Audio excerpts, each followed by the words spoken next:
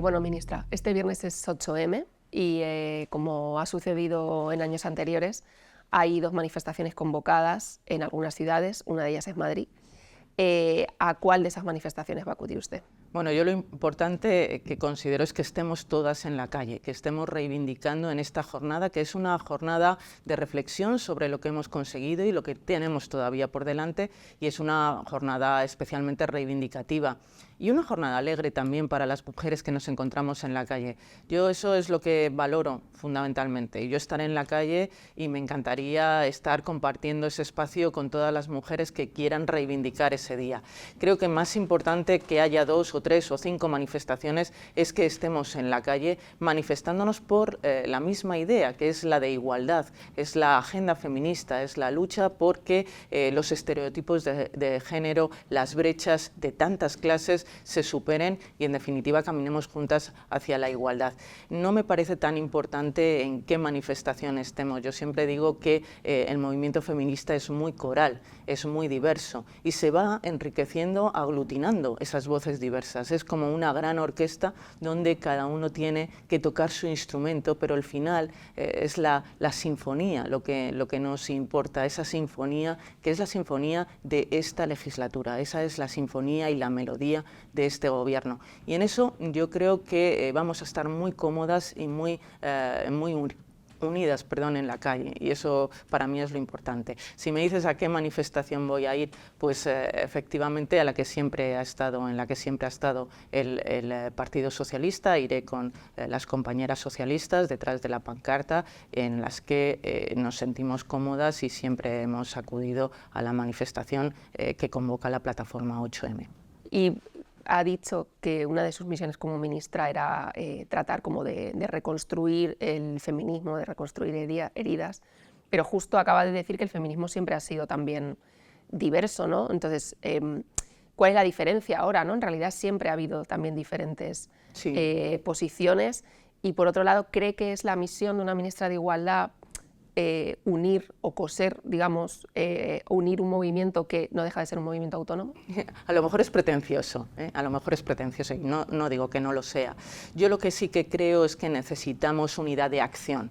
Es decir, tenemos que demostrar la fortaleza del movimiento feminista y poner en las políticas públicas el acento feminista. En eso tenemos que estar trabajando de la mejor manera posible. No hace falta una unidad absoluta, porque, como digo, nunca ha habido una unidad de criterio única en el movimiento feminista. Han sido distintas oleadas, distintas generaciones, cada una poniendo el acento en algunas cuestiones que les parecían más importantes. Creo que eso es rico, esa diversidad es importante, pero sí que tenemos que dar una visibilidad de fortaleza, de que somos un movimiento diverso, pero que no va a ceder ni un paso en lo que son los avances de la agenda feminista, en lo que son los avances de este movimiento, que son avances en derechos fundamentales que, por desgracia, llevan 10.000 años siendo socavados por el patriarcado y el machismo. Y en esa lucha, en ese avance en derechos, desde luego tenemos que estar unidas, aunque cada una ponga el acento en una cuestión distinta. Lo que sí que me gustaría, y eso es lo que he intentado explicar, es que el movimiento feminista sea un movimiento que pueda debatir y pueda dialogar de todas las diferencias dentro del seno del movimiento, sin que pues demos una sensación de división que aparta a buena parte de la ciudadanía de lo que son las reivindicaciones justas de una sociedad democrática. Eso es lo que pretendo, y quizá, pues a veces no me expreso correctamente. No se trata de uniformar a nadie en absoluto, se trata de que haya una unidad de acción en lo esencial, y lo esencial, como digo, es el avance, es conseguir que sigamos evolucionando como sociedad a una igualdad real y efectiva de oportunidades. El pasado 17 de febrero, la directora del Instituto de las Mujeres participó en la inauguración de un congreso de una asociación, Docemco, que es una asociación abiertamente anti-ley trans, ¿no?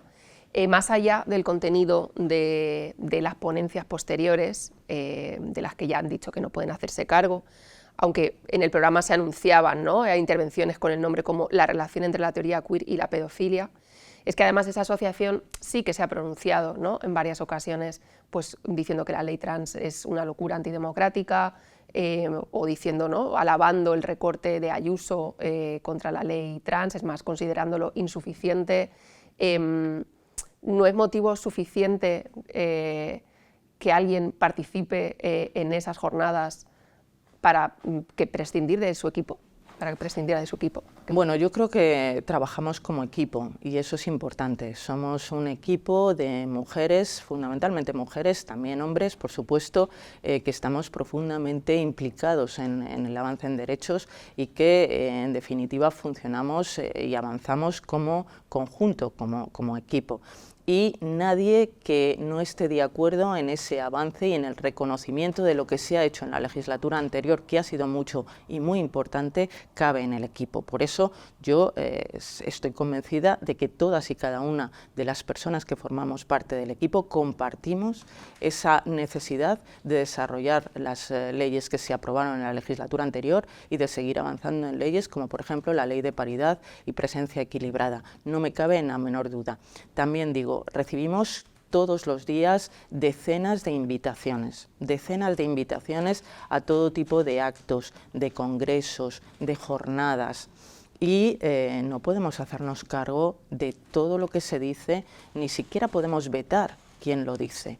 Yo creo que desde la institución tenemos que ser conscientes de que nuestra presencia, cuando se pide, se solicita, es porque es una presencia institucional, que de lo que trata es de dar visibilidad a los grandes debates, y a las cuestiones que tienen que estar en la mesa de cualquier Estado que quiere avanzar en derechos.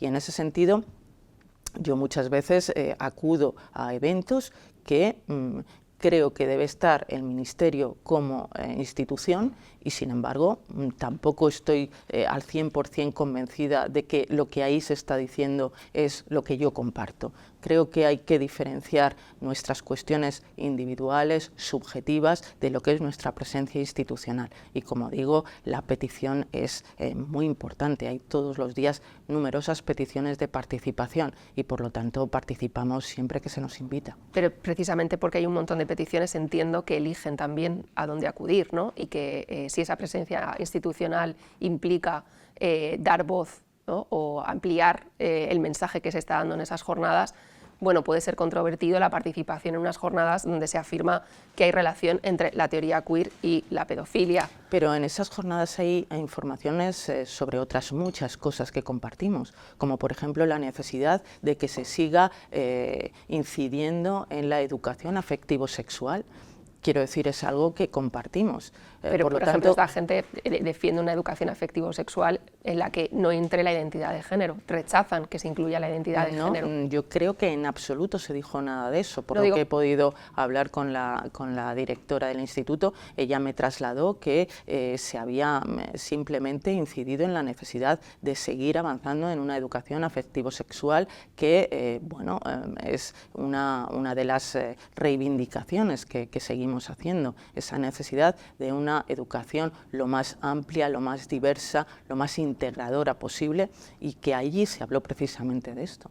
Sí, o sea, le insisto porque sí que esta organización tiene escrito en su página web que efectivamente esta educación afectivo-sexual se ha visto perjudicada por la ley trans y por la identidad de género, y están en contra de que se incluya la identidad de género y considera que eso patologiza las infancias trans. Sí, después de hablar con la directora, lo que me traslada es una opinión completamente distinta. Es decir, que de lo que se habló, por lo menos en la jornada en la que ella estuvo presente, que debió ser parte, no se debió quedar a toda la conferencia o a todo el conjunto de programación, pero ella lo que me traslada es que se habló fundamentalmente de esa necesidad de seguir avanzando en una educación afectivo-sexual lo más inclusiva, lo más diversa y lo más integradora posible. Y no puede ser contradictorio que usted se manifestara participó en la manifestación del recorte Por que hizo Ayuso a las leyes autonómicas trans, y justo es que esta asociación celebró ese recorte. No entiende que puede ser entendido, ¿no?, públicamente como un mensaje contradictorio o confuso sobre cuál es su posición Yo o creo la que posición del Ministerio sobre la ley trans. De confusión en este sentido, en absoluto, ninguna confusión.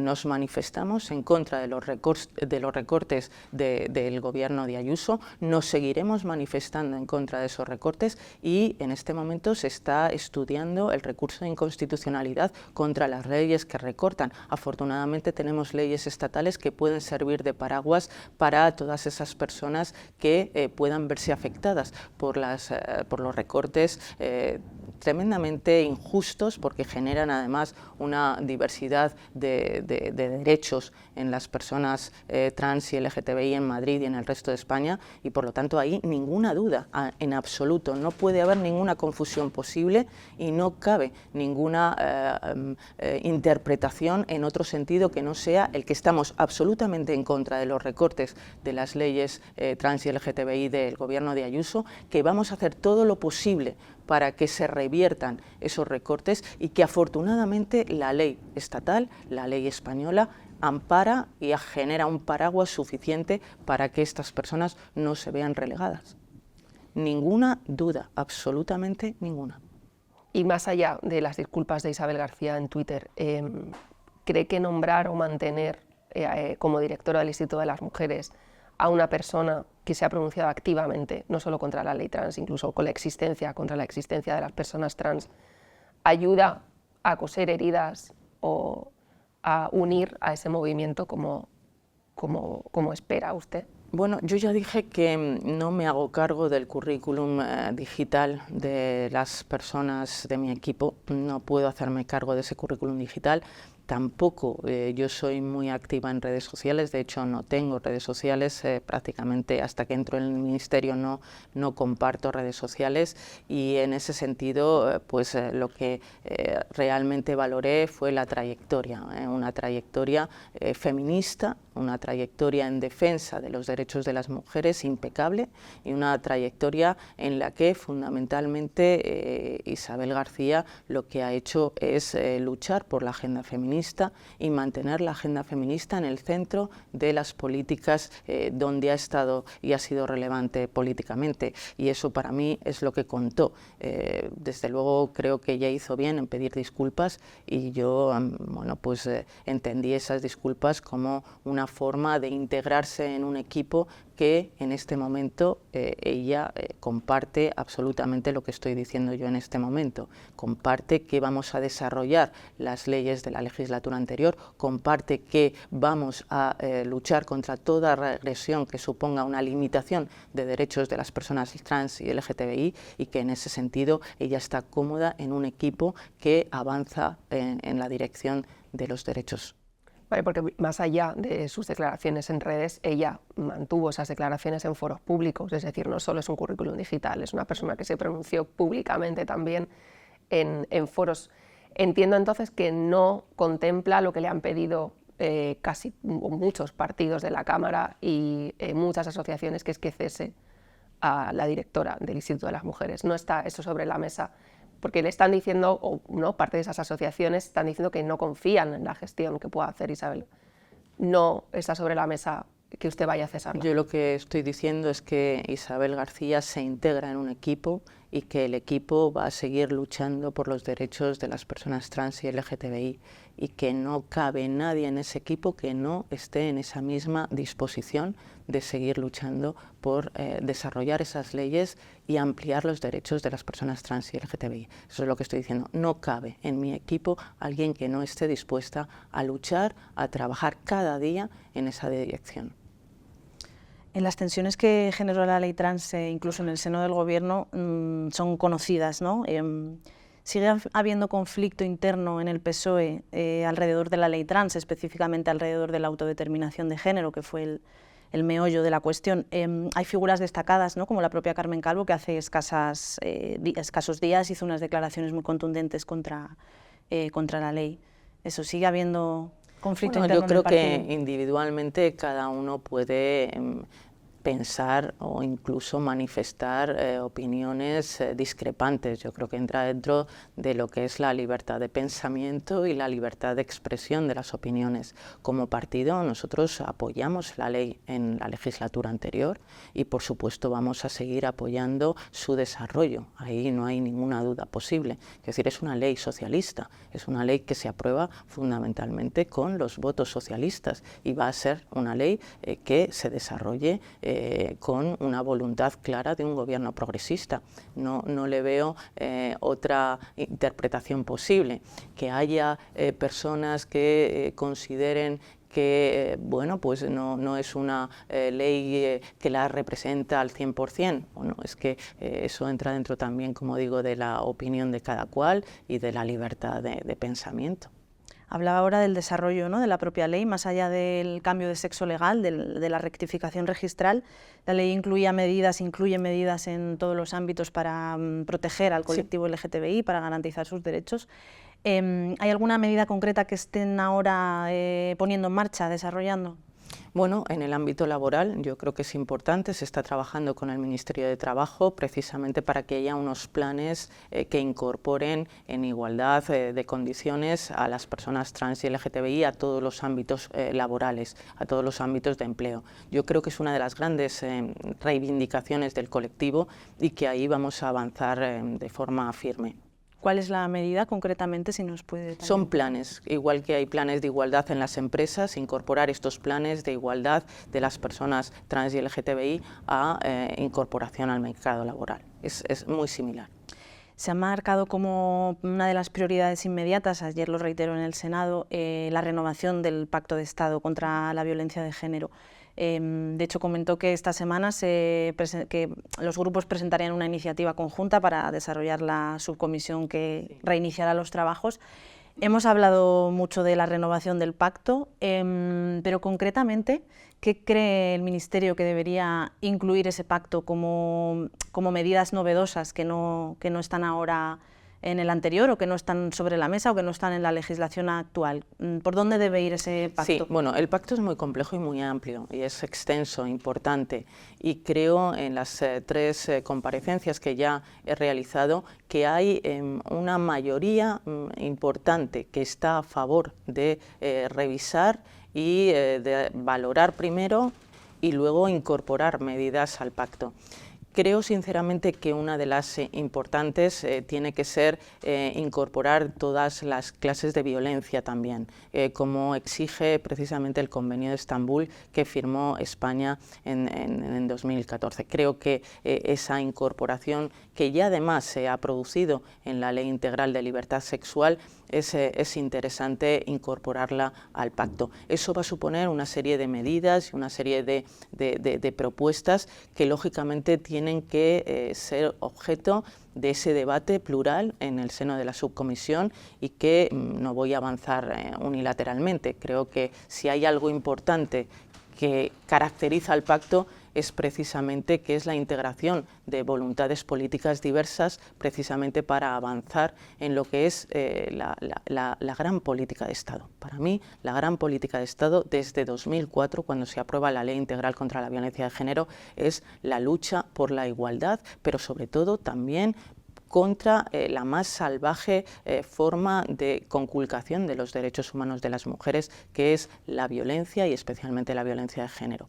Creo que ahí hemos avanzado como país, hemos avanzado sólidamente como sociedad y tenemos la obligación ética, moral y feminista de seguir avanzando en esa dirección. Por lo tanto, de los 10 ejes que son muy ambiciosos del Pacto de Estado, que tienen que ver con el acceso al empleo, el acceso a la vivienda, el acceso también a una educación inclusiva, una educación en valores de igualdad, que tiene que ver con muy determinados ámbitos de la vida de las mujeres, también por supuesto con la conciliación, con la necesidad de seguir avanzando en el programa, por ejemplo, Corresponsables, que es uno de los programas que tendremos que revisar y tendremos que reforzar. Hay muchísimas medidas que tienen que ser objeto, como digo, de ese debate político, de esa confluencia de visiones diferentes, pero que es importante, en primer lugar, darle visibilidad, volver a la agenda política la mirada hacia el pacto de Estado, darle amplitud y sobre todo seguir avanzando juntos y juntas en esas medidas que sí que han funcionado, ¿Qué grupos políticos van a presentar la iniciativa conjuntamente? No sé si está la extrema derecha de Vox entre ellos, que ya se ha descolgado en otras ocasiones del pacto. Pues a mí me gustaría que fueran todos los firmantes, al menos, del Pacto de Estado anterior y del 2017. Es verdad que en las comparecencias que ya se han producido, 2 en el Congreso y 1 en el Senado, no hemos visto a Vox en predisposición. Creo que Vox tiene una ideología claramente contraria a la lucha antimachista, que pretende volver y devolvernos a las mujeres a la época franquista, y que ese neofranquismo que está en la base y en la esencia de su ideología, pues hace muy difícil que se incorporen al pacto. En 2023 fueron asesinadas 58 mujeres por violencia de género y se alcanzaron los 50 hijos o hijas de víctimas también asesinados por esta causa en una década, desde 2013, la mayoría por sus propios padres, ¿no? En varios de estos casos la justicia había autorizado regímenes de visitas o visitas sin supervisión e incluso había denegado órdenes de protección. ¿Hay fallos en el ámbito judicial a la hora de proteger a las víctimas de violencia de género? El fallo es la propia cultura machista, lamentablemente es el gran fallo. El gran fallo es la cultura machista, esa cultura androcéntrica y patriarcal en la que estamos instalados todavía. Yo siempre digo que son 10.000 años de cultura patriarcal, son 10.000 años de machismo, de sometimiento y dominación de las mujeres los que nos traen hasta aquí, y que llevamos en España 20 años realmente de lucha contra la violencia de género. Y afortunadamente en estos 20 años ya se han producido datos positivos. En una media podemos decir que la reducción de esos asesinatos se ha producido en torno al 27%, en torno al 30%. Hemos hablado con los ministerios porque esta lucha es transversal, es colectiva, es una lucha de la sociedad y también, lógicamente, de los ministerios, muchos ministerios implicados y no todos. Y revisamos, por supuesto, que hay mejoras que hacer, hay margen, todos los dispositivos. Ahora mismo acabamos de renovar los dispositivos precisamente para que sean dispositivos más sencillos de llevar, que amplíen a todas las tipos de violencias, que también puedan ser dispositivos multiagresor, que generen más sensación de seguridad a las mujeres. Por supuesto que hay que seguir incidiendo en la educación en igualdad, en la formación en igualdad, para que las generaciones futuras sean generaciones que respeten y que convivan en ese respeto. Quiero recordar que, por ejemplo, en nuestra historia no tan lejana, el Partido Popular, cuando ha tenido responsabilidades, lo primero que hizo en su día fue hacer que desapareciera la educación para la ciudadanía. Y la educación para la ciudadanía es esencial, igual que ahora con la LOMLOE tenemos que seguir incidiendo en educación, tenemos que seguir siendo conscientes de que las generaciones que ahora mismo se están formando son las generaciones que van a proyectar la igualdad en el futuro. Y en ese sentido yo creo que hemos tenido históricamente paréntesis muy peligrosos, como ese en concreto, donde se sustituía la educación para la ciudadanía por una educación religiosa. Y hay muchas veces que la educación religiosa es una educación sobre la dominación de las mujeres. Y en ese sentido yo creo que hay que siempre seguir avanzando en el civismo y en la igualdad y en el reconocimiento de los derechos humanos en condiciones de igualdad. Y por supuesto podemos hablar de fallos concretos, pero yo me quedaría con que efectivamente el gran fallo es el fallo de la cultura machista, de la cultura patriarcal, que no es fácil de vencer, no es nada fácil, lo estamos viendo no solamente en España, lo estamos viendo en toda Europa y no digamos en el momento que abrimos el foco en todo el mundo. Es que las mujeres estamos siendo relegadas sistemáticamente y nuestros derechos son conculcados sistemáticamente en todas partes del mundo. Por lo tanto, avanzamos. Yo creo que sí, y hay que mandar un mensaje positivo. Esto es útil. Todos los esfuerzos, todos los presupuestos, todo el tejido institucional, que es muy potente, el tejido institucional, es necesario seguir reforzándolo y seguir creyendo. Y el problema son discursos negacionistas y discursos de pata quebrada que nos quieren devolver a la caverna.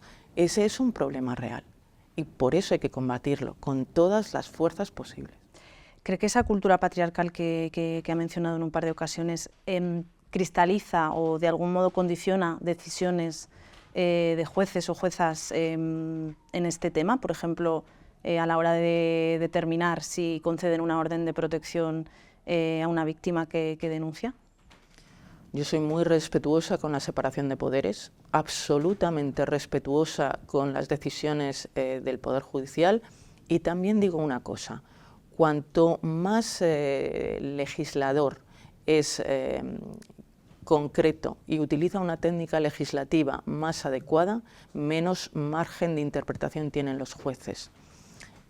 Por lo tanto, hay que ser muy riguroso a la hora de legislar, y la técnica legislativa es fundamental precisamente para que los jueces apliquen las decisiones que el Parlamento adopta y que son manifestación de la voluntad popular, porque ahí es donde está la manifestación de la voluntad popular, en la ley, en la ley. Y luego los jueces aplican la ley, lógicamente, con interpretaciones y perspectivas muy diversas, pero esa es precisamente la clave del sistema, la independencia del Poder Judicial. Es que cada juez, independientemente, solamente está influido y afectado por la ley. La ley es su límite y puede interpretarlo de distinta manera, pero también hay recursos. El sistema funciona. El sistema democrático y el sistema de división de poderes es un buen sistema. Son pesos y contrapesos que nos permiten tener decisiones adecuadas. Por lo tanto, un juez puede hacer una interpretación que la inmensa mayoría no comparta, pero el recurso existe y habrá un tribunal que probablemente haga una interpretación más acorde con lo que es el interés general o la forma generalizada de interpretar la norma. Pero y más allá de esa independencia judicial, entiendo que cabe la crítica y, claro, parece raro ver cómo hay algunos juzgados de violencia de género que conceden el 80% de las órdenes de protección y otros, en cambio, apenas el 30%, ¿no? Porque en ocasiones hemos hecho ese ejercicio de mirar los datos. No está influyendo, ¿qué está influyendo para que existan esas diferencias más allá, ¿no? Porque cuando hablas con las expertas te dicen que eso no responde a factores sociológicos, sino que parece que responde a otros factores. Yo creo que cada uno tiene que estar en su puesto y en su sitio. Y las expertas pueden, por supuesto, y la doctrina está en su, y yo he sido parte de esa doctrina, está en su posición a la hora de criticar, a la hora de confrontar y a la hora de valorar desde el derecho, desde el derecho público y desde el derecho comparado una decisión, por supuesto. Para eso está la doctrina. Está precisamente para eso, para hacer una crítica. ¿Los jueces para qué están? Para aplicar la ley. Aplicar la ley, que esa es su función, aplicar la ley y no otra función. Lo pueden hacer con un criterio, lo pueden hacer con otro, pero siempre, siempre justificadamente y siempre razonablemente. No pueden apartarse de la ley, pero pueden tener interpretaciones de la ley diferentes. Y para eso están los recursos y estarán los tribunales para o bien corroborar que esa es la interpretación o para desdecir.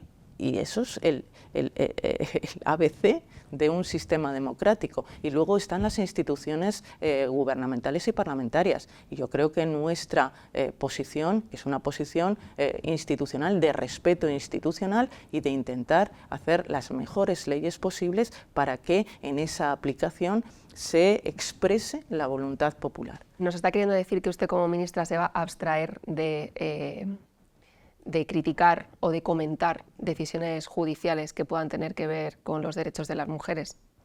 Voy a intentar ser coherente con lo que acabo de decir, coherente con la división de poderes y el respeto institucional que debe el Ejecutivo al Poder Judicial. Eso no significa que no esté de acuerdo, por ejemplo, en el recurso planteado por el fiscal general y la Fiscalía en el caso de Dani Alves. Pues puedo manifestar que efectivamente estoy de acuerdo con ese recurso que plantea la Fiscalía. Pero desde luego no soy ni voy a hacer una crítica al Poder Judicial, porque considero que cada uno de los poderes del Estado tiene que hacer su trabajo y lo tiene que hacer conforme a la Constitución y a la ley. Y cambiando de tema, se cumple un año de la aprobación de la reforma de la ley del aborto, pero aún así la mayoría de las interrupciones voluntarias del embarazo se siguen haciendo en clínicas privadas, ¿no? Y muchos hospitales pues siguen rechazando esas intervenciones. ¿Tiene en mente algo el Ministerio, ¿no? algún tipo de medida para garantizar que la ley se cumpla y se hagan mayoritariamente la sanidad? Sí, me preocupa muchísimo este tema. Me preocupa que las mujeres no puedan ejercer su derecho en todo el territorio del Estado, especialmente en el ámbito rural, donde además es más importante, si cabe, el respeto a las situaciones y el respeto también a la intimidad de las mujeres. Me preocupa muchísimo.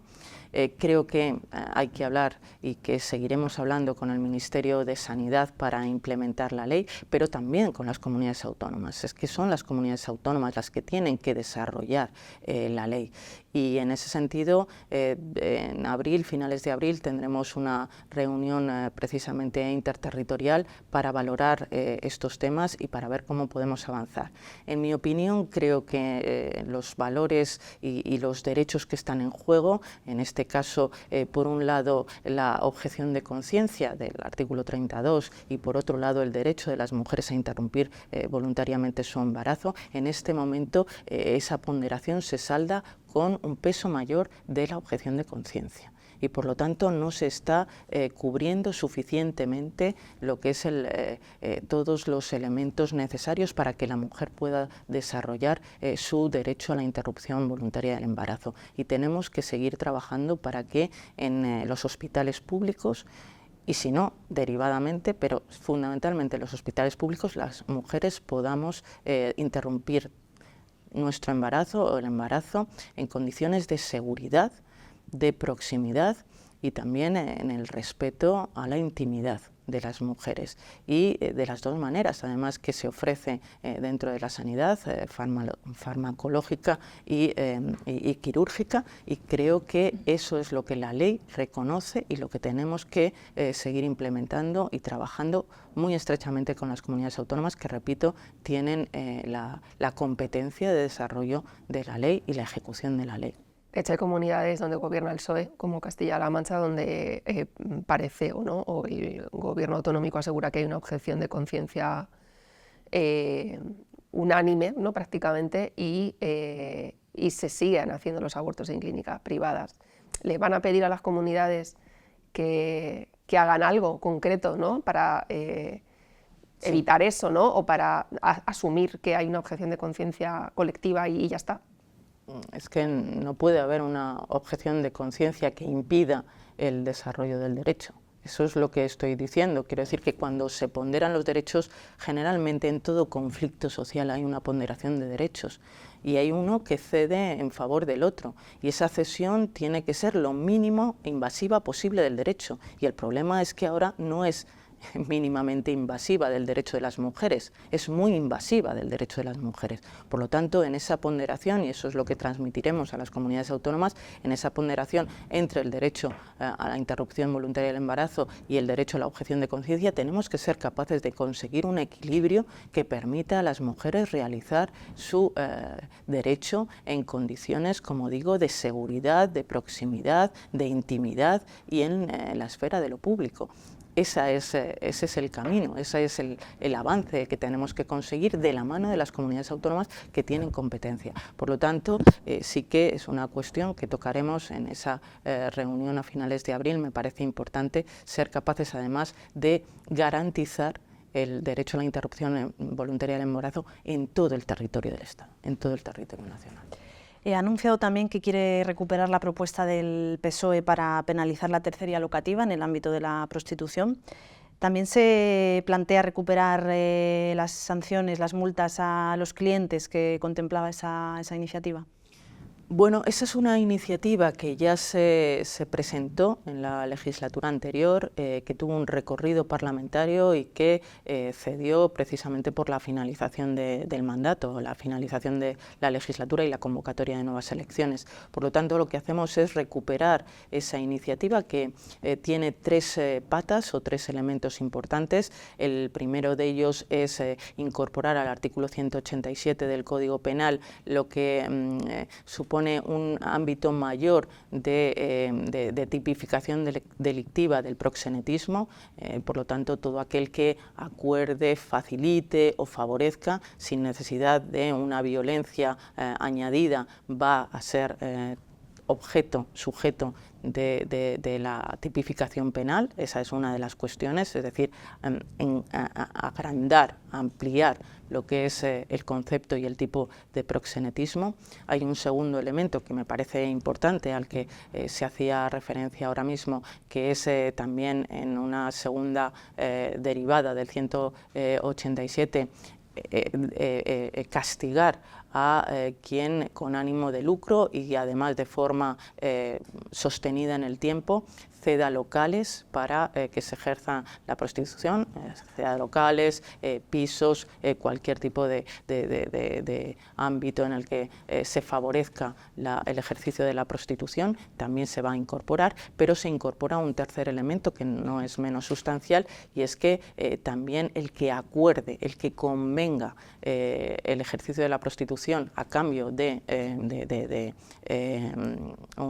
una compensación económica o en especie, también va a ser castigado con multa de 12 a 24 meses o, si es menor la persona con la que está conviniendo, con multa de 1 a 3 años, con pena de 1 a 3 años. Por lo tanto, también se está poniendo el foco en quien consume pornografía. Estamos poniendo el foco en aquellas personas que convenian para que otra ejerza la pornografía, perdón, la prostitución.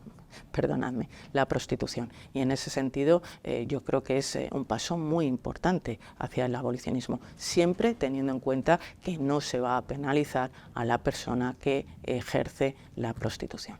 Son medidas que ya en su momento, como recordaba en la pasada legislatura, generaron debate. ¿Qué piensa de las alertas de asociaciones de mujeres y de expertas sobre que fundamentalmente la medida de las sanciones a los clientes pueden perjudicar a las propias mujeres? Aunque no sean ellas las sancionadas, hay interpretaciones que apuntan a que puede abocarlas a mayor clandestinidad o a mayor desprotección, a mayor margen de maniobra. No sé cómo ve estas reflexiones. Bueno, yo pertenezco a un partido abolicionista y este presidente del gobierno también lo es claramente. Hay un mandato de nuestro partido en ese sentido que no podemos obviar, y creo firmemente que una sociedad democrática y una democracia avanzada no se puede permitir la prostitución, sinceramente, que no deja de ser la esclavitud sexual de las mujeres. En el 98% me atrevería a decir que estamos ante unas situaciones de esclavitud sexual que una democracia avanzada no puede consentir. ¿Qué es lo que me preocupa realmente? Que seamos capaces de dar alternativas viables, alternativas de vida digna, de empleo, de solución habitacional, a lo que son en este momento cerca de 60.000 mujeres en situación de prostitución. Hablaba recientemente con Maribel Lozano, que acaba de ganar el Goya y que es una activista feminista y en contra también de la prostitución reconocida y además con trabajos realmente importantes en este sentido. Y ella me trasladaba esa misma preocupación. Desde luego hay que acabar, pero tenemos que ser conscientes de que no podemos dejar a las mujeres sin una alternativa de vida digna, y en eso tenemos que trabajar. En eso tenemos que ser muy conscientes de que hay trabajo por hacer, necesitamos recursos recursos y, por supuesto, esa transversalidad y ese ejercicio transversal de una responsabilidad pública. Y en ese sentido, creo que tenemos que trabajar en esa responsabilidad compartida con otros ministerios para buscar alternativas. Y, por supuesto, también con la sociedad civil, porque hay asociaciones que están trabajando muy bien. Conozco perfectamente a PRAM, por ejemplo, hemos estado reunidas y creo que la labor que se hace por parte de las asociaciones y de la sociedad civil en recuperar a estas supervivientes, muchas de ellas muy dañadas, y lo digo con conocimiento, muy dañadas, es de alabar, y tenemos que estar junto con estas asociaciones precisamente en recuperar lo que ha sido y sigue siendo un daño enorme. Hablaba ahora de la importancia de las alternativas. ¿Cómo se va a hacer eso? ¿Hay alguna medida concreta que piensen que esté sobre la mesa? Pues en este momento estamos también valorando la ley de trata, que es una ley que no solamente afecta a las personas que son objeto de trata sexual, sino a otros tipos de tratas, desde la mendicidad o tratas de explotación laboral, que en lo que incide y lo que pretendemos incidir es precisamente en las alternativas, en darle toda una serie, un abanico integral de medidas que intenten, favorezcan esa integración, como digo, laboral, económica, de todos los tipos a mujeres que han sido víctimas y que han sobrevivido a la trata de seres humanos y, en definitiva, a la prostitución, porque la trata y la prostitución son vasos comunicantes. ¿No cree que puede llegar a ser contraproducente unir ambas realidades? Hay expertas, hay asociaciones que apuntan hacia que no tenemos todos los datos, no sabemos cuánta de la trata cuánta de la prostitución es trata. No sé si se deben mezclar ambas realidades a la hora de abordarlas desde la política pública. No están mezcladas, porque, como digo, hay una proposición de ley que se va a impulsar desde el Grupo Parlamentario Socialista, y hay en cartera una ley de trata que estamos valorando, estamos estudiando y estamos midiendo. Por lo tanto, no estamos confundiendo las cuestiones, pero sí que digo que el gran reto que tenemos en la abolición de la prostitución es darle una alternativa, y en eso tenemos que trabajar y ser muy conscientes de que estamos necesitando también un diagnóstico más correcto, y trabajaremos en el diagnóstico, y una serie de medidas económicas y de recursos que permitan que esas situaciones se superen de la mejor manera posible. Una de las líneas que defiende con contundencia es tender puentes, ¿no?, y reunirse con asociaciones, ahora lo decía también, tener en cuenta a la sociedad civil. ¿Se va a reunir con asociaciones de prostitutas? Ningún problema. Por supuesto que sí, lo haremos. Ya digo que nuestra idea es que el Ministerio esté abierto de par en par, es decir, que todo el mundo que quiera pueda sentarse en esta mesa, y nosotras también seremos proactivas.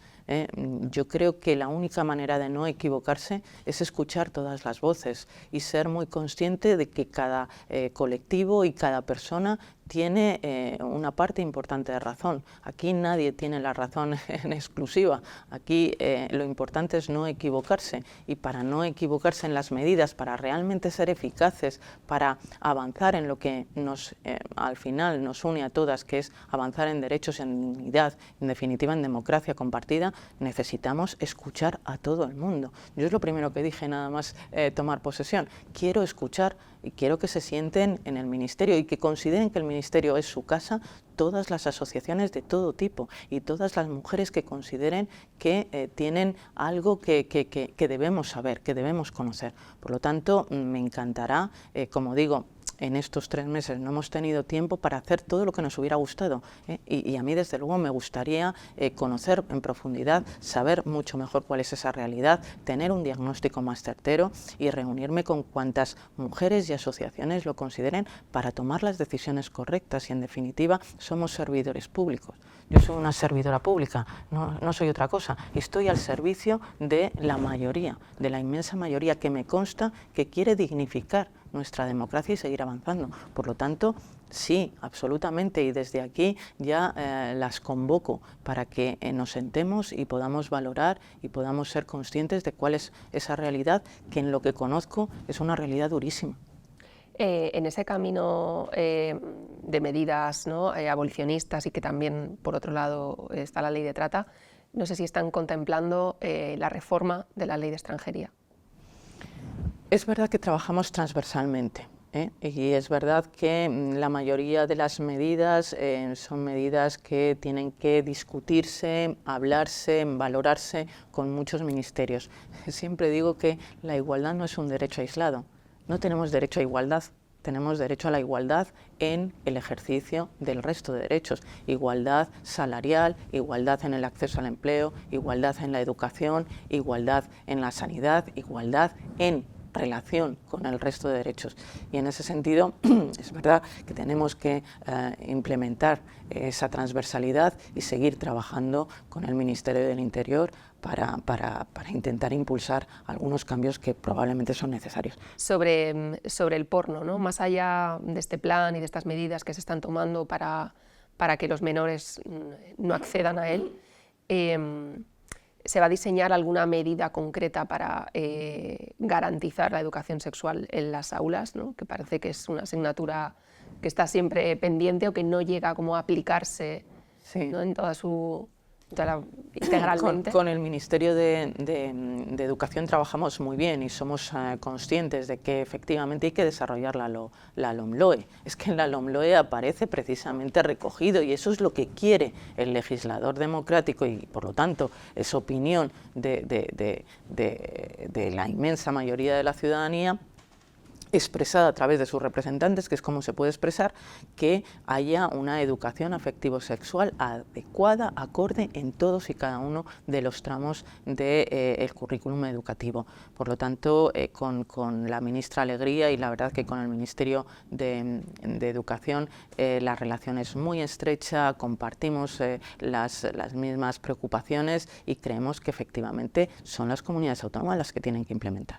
Es que en esta cogobernanza cada uno también tiene que asumir sus responsabilidades, y la ley está para cumplirse, y las comunidades autónomas tienen que dotar a los centros de los profesionales que van a impartir esas formaciones, y necesitamos una implicación coral y una implicación de todas las administraciones en el sentido de desarrollar, implementar y ejecutar la ley. Por lo tanto, sí que es verdad que vamos a seguir trabajando en esa dirección, que en la reunión interterritorial insistiremos también en este hecho, porque nos preocupa y porque creo que a la sociedad en general le preocupa.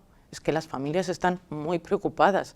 Es que yo en mi ámbito personal también lo he visto, y son formas de distorsionar la realidad para nuestros hijos, hijas, para nuestros jóvenes, realmente peligrosos, realmente preocupantes. Las TIC son buenísimas, pero cuando se usan mal, cuando se utilizan mal, pueden generar muchos problemas de los que tenemos que ser conscientes. Y para terminar, la encuesta famosa del CIS, ¿no?, que hablaba de que un 44% de hombres sentía que las políticas de igualdad habían ido muy lejos y que incluso ellos se sentían discriminados. Y más allá del perfil de esos hombres, ¿no?, que veíamos que en general son hombres de derechas, ¿no?, y que es importante, sí que hay una preocupación también, ¿no?, compartida pues, por los mensajes a veces misóginos que están precisamente pues, en las redes, a los que hay jóvenes que están accediendo. Y hay siempre esta preocupación también de qué hacer con los hombres. No sé si tienen previsto en el Ministerio poner en marcha alguna línea de trabajo precisamente con el tema de las masculinidades, si es algo que tienen en mente o que está un poco en la agenda del Ministerio. Sí, yo creo que el negacionismo es una ideología absolutamente antidemocrática. El negacionismo de la violencia de género y el negacionismo del feminismo es antidemocrática, y creo que está haciendo muchísimo daño a la sociedad española. Lamentablemente lo estamos viendo a nivel global. Milei, cuando dice que el lenguaje inclusivo va a desaparecer, está manifestando cuál es su opinión excluyente. Cuando yo no manejo un lenguaje inclusivo, y eso lo hace la derecha, la extrema derecha en toda Europa, y nuestra extrema derecha especialmente, estoy excluyendo a la mitad de la ciudadanía y además generando un discurso de odio. Un discurso de odio ante todo lo que es diferente, ante las mujeres, ante los inmigrantes, ante el colectivo LGTBI. Creo que eso trae causa de luego muchas cuestiones que estamos observando en el CIS, por ejemplo, ¿no?